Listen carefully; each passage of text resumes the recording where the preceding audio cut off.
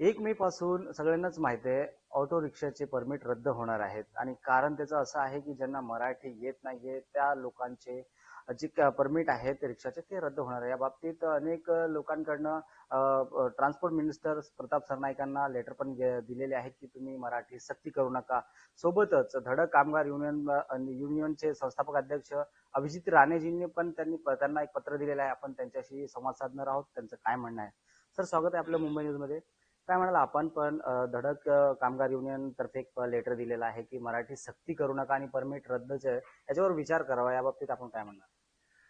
धडक auto rickshaw चालक मालक युनियन ही मुंबईत प्रभावशाली टॅक्सी आणि रिक्षा चालक मालकांसाठी काम करणारी एक प्रभावशाली युनियन आहे आणि मला सांगण्यामध्ये अभिमान वाटतो की जवळपास 12,000हून अधिक उत्तर भारतीय रिक्षा चालक मालक हे आपल्या युनियनशी निगडीत आहेत. त्यामुळे निश्चितपणे मी ज्या संघटनेचं प्रतिनिधित्व करतो आणि ज्या संघटनेमध्ये एवढ्या मोठ्या संख्येने उत्तर भारतीय आहेत, मी या मताशी सहमत आहे की त्यांना मराठी बोलायला पाहिजे, बोलता आलं पाहिजे. पण एकाएकी आपण अशा एका तीव्र आदेशामुळे आपण असं सांगताय की 1 तारखेपासून जर मराठी बोलता येणार नाही तर आपण त्यांचे परमिट रद्द करू. त्याकरता मी एक प्रेस रिलीज सुद्धा जाहीर केलेली आहे की आपण सरकारने या विषयाला फार सहानुभूतीने याच्यावर विचार करावा. नाहीतर आपण त्यावर निश्चितपणे एक मोठी आंदोलनात्मक पवित्रा युनियनच्या माध्यमातून पण आपण घेऊ.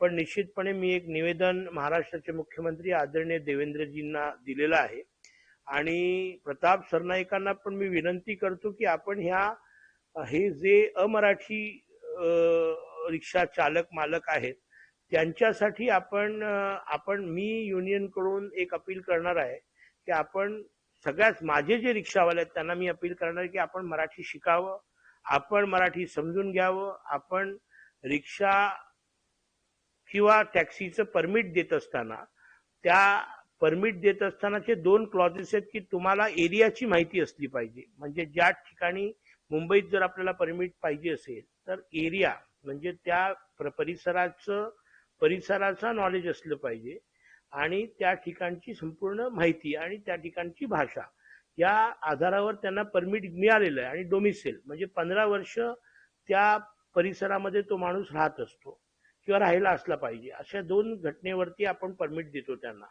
म्हणजे हे दोन्ही गोष्टी त्यांच्याकडे आहेत, ते करू शकतात म्हणून त्यांना परमिट दिला गेलेला आहे. आता सक्ती काय तर तुम्हाला मराठी बोलता आलं पाहिजे. तर मी स्वतः महाराष्ट्रीयन आहे, मराठी आहे. त्यामुळे मला माझ्या मातृभाषेबद्दल प्रेम आहे निश्चितपणे. पण त्याचबरोबर माझ्याबरोबर ज्या रिक्षावाल्यांचं मी प्रतिनिधित्व करतोय त्यांना आपण वेठीस धरून चालणार नाही, तर त्यांना आपण संधी द्या. त्याच्यापैकी 12,000 रिक्षावाल्यांपैकी मी तुम्हाला दाव्याने सांगू शकतो की 10,000 रिक्षावाल्यांना मराठी बोलता येत आहे.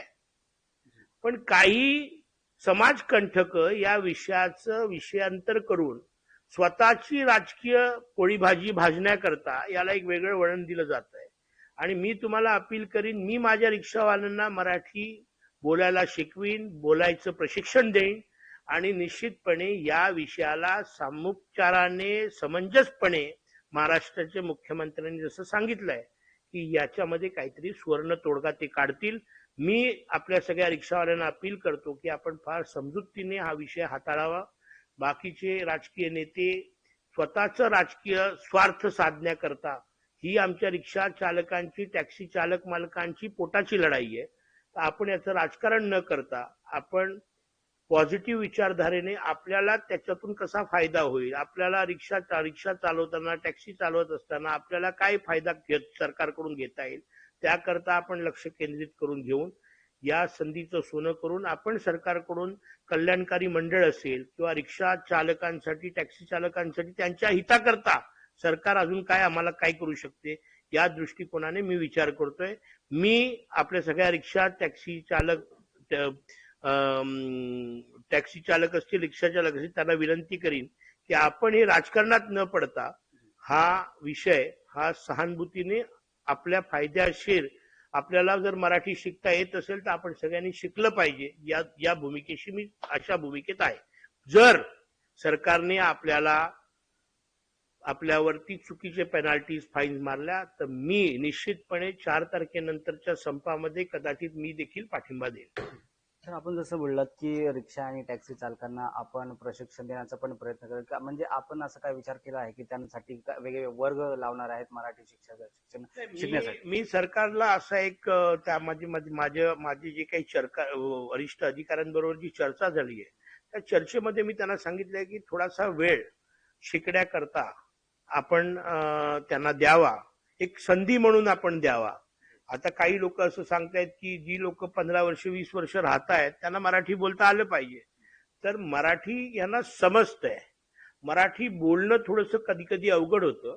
तर त्याकरता मी असं समजतो की आपण जर योग्य पद्धतीची संधी दिली, योग्य मार्गदर्शन दिलं तर हे सगळे मराठी बोलायला काही नाकारत नाहीत किंवा ते मराठी बोलणार नाहीत असं होत नाही. ते सगळेच पॉझिटिव्ह आहेत. ते महाराष्ट्रात धंदा करतात, मराठी बोललं पाहिजे, ते बोलतील.